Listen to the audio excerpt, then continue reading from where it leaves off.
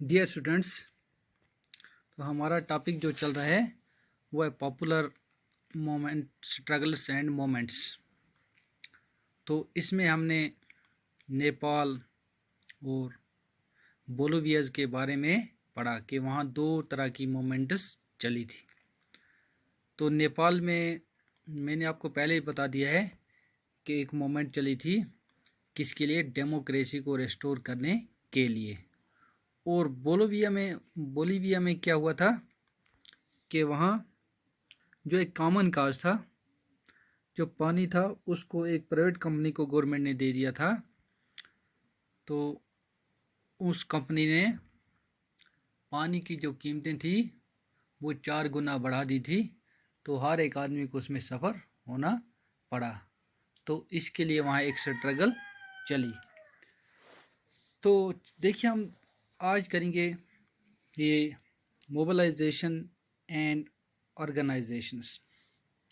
तो ये तहरीकें जो होती हैं, ये मोमेंट्स जो होती हैं, ये कैसे चलती हैं, इनको चलाने वाला कौन होता है, इसका बैकग्राउंड क्या होता है।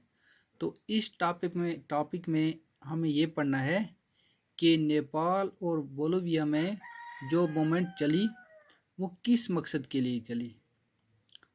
और इसमें हम ये भी कोशिश करेंगे कि जो भी मोमेंट होती रही इनमें कौन कौन से लोग काम करते थे और इसके पीछे क्या कोशिश होती है।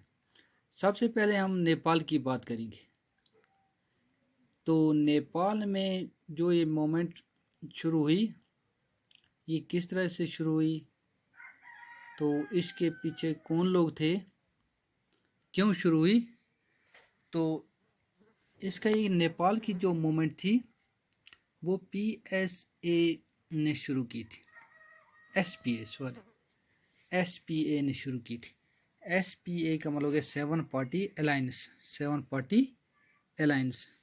तो उन्होंने ये मूवमेंट वहाँ शुरू की थी।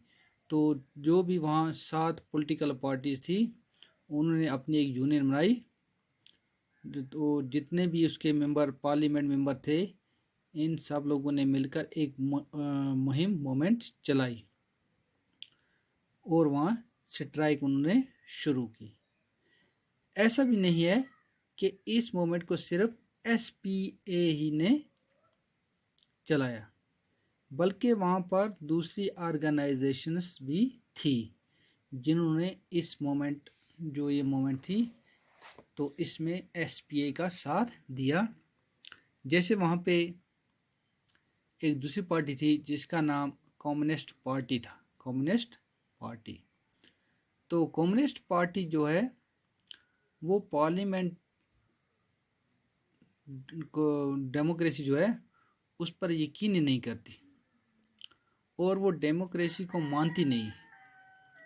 लेकिन उसके बावजूद उस पार्टी ने भी जो नेपाल की मूवमेंट थी उसको सपोर्ट किया।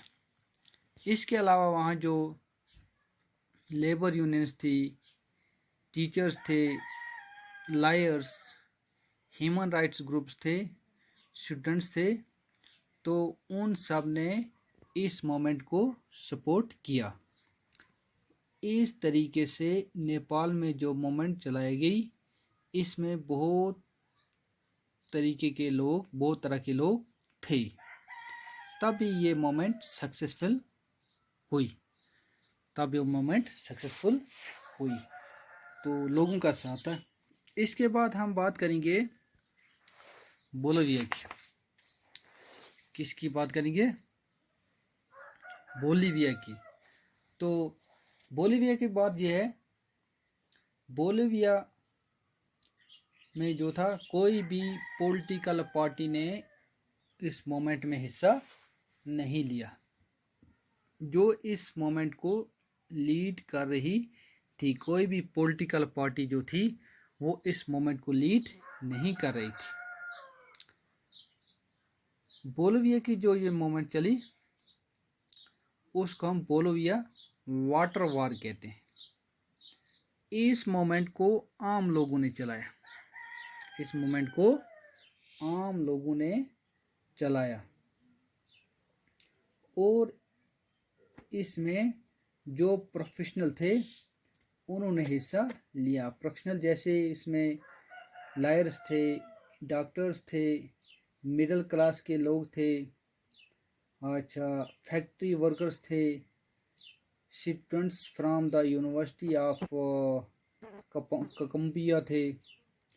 उन्होंने मिलके एक यूनियन बनाई जिसका नाम उन्होंने उसका नाम फैसिडा रखा। क्या नाम रखा? फैसी, फेडिसर, फेडिकर रखा उन्होंने, FEDECOR, फेडिकर। तो उस मोमेंट का नाम उन्होंने फेडिकर रखा। तो उन्होंने वहाँ स्ट्राइक की, एजिटेशन किया। तो गवर्नमेंट क्या होगी, पहले एग्री होगी कि हम आपकी जो डिमांड्स हैं ये हल करेंगे, इसका कोई हल निकालेंगे। लेकिन कुछ नहीं हुआ। फिर से फरवरी में वहाँ एहतजाज हुआ और इस एहतजाज को पुलिस ने क्या किया, खदेड़ दिया और इस एहतजाज पर कंट्रोल कर दिया। इसके बाद अप्रैल में दोबारा एहतजाज हुआ।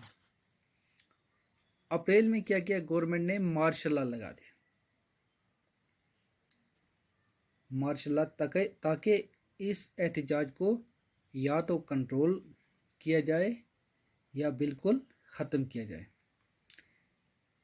उस वक्त ऐसा हुआ। जो वहाँ के लोग थे, उन्होंने फैक्ट्री के जो मुलाजिम थे उन पर हमला कर दिया और उनको वहाँ से खदेड़ दिया। और कंपनी के जो एम्प्लॉय थे वो इस कंपनी को छोड़कर डर की वजह से भाग गए। तो इन चीज़ों की वजह से गवर्नमेंट को लोगों की डिमांड्स को मानना पड़ा और कंपनी के साथ जो कॉन्ट्रैक्ट था वो ख़त्म करना पड़ा और पानी जो था पुराने हिसाब से वो पुराने तरीके से देने लगे।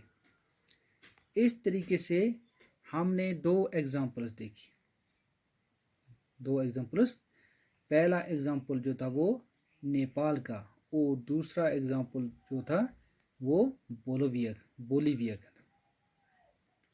अब हमें ये देखना है कि हम नेपाल और बोलीविया के बारे में पढ़ क्यों रहे हैं, क्यों पढ़, इससे हमें क्या फ़ायदा है। तो इसको हमें समझना और जानना है। देखिए यहाँ पर इन दोनों में कुछ सिमिलरिटीज़ हैं और कुछ डिफरेंसेस भी। जो मोमेंट चली किसमें, नेपाल में और इसमें बोलीविया में, तो इन मोमेंट्स में कुछ सिमिलरिटीज़ भी हैं और कुछ डिफरेंसेस भी हैं। कुछ सिमिलरिटीज़ भी हैं और कुछ डिफरेंसेस भी हैं। तो चलो हम डिफरेंस की बात करते हैं।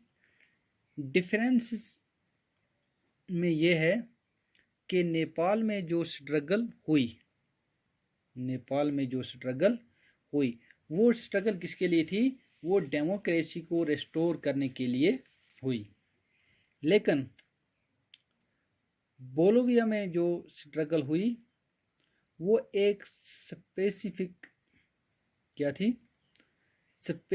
डिसीजन जो था गवर्नमेंट को उसको चेंज करने के लिए हुई। बोलीविया की जो स्ट्रगल थी वो एक स्पेसिफिक डिसीजन था गवर्नमेंट की तरफ से पानी के बारे में। तो वो स्ट्रगल वहाँ चली किसके लिए कि वो स्पेसिफिक डिसीजन था उसको वापस लेने के लिए। और ये जो कन्फ्लिक्ट हुआ ये एक डेमोक्रेटिक गवर्नमेंट के खिलाफ था। वहाँ पर पहले से ही डेमोक्रेटिक गवर्नमेंट थी। नेपाल में डेमोक्रेटिक गवर्नमेंट नहीं थी, लेकिन बोलीविया में क्या था, बोलीविया में डेमोक्रेटिक गवर्नमेंट थी। तो यहाँ पर सिमिलरिटीज़, ये तो डिफरेंस की बात है। डिफरेंस के बाद अब हम यहाँ पर सिमिलरिटीज़ की बात करें। सिमिलरिटीज ये थी कि जो भी ये मूवमेंट चाहे नेपाल में चली चाहे बोलिविया में चली, तो दोनों मुल्कों की आवाम जो है उन्होंने इन स्ट्रगल्स में बढ़ चढ़कर हिस्सा लिया। तब तक वो पीछे नहीं हटे जब तक ना उन्होंने गवर्नमेंट पर प्रेशर बनाया और जब तक ना उन्होंने अपनी डिमांडें मनवाई। तो ये दो मिसालें पढ़ी हमने।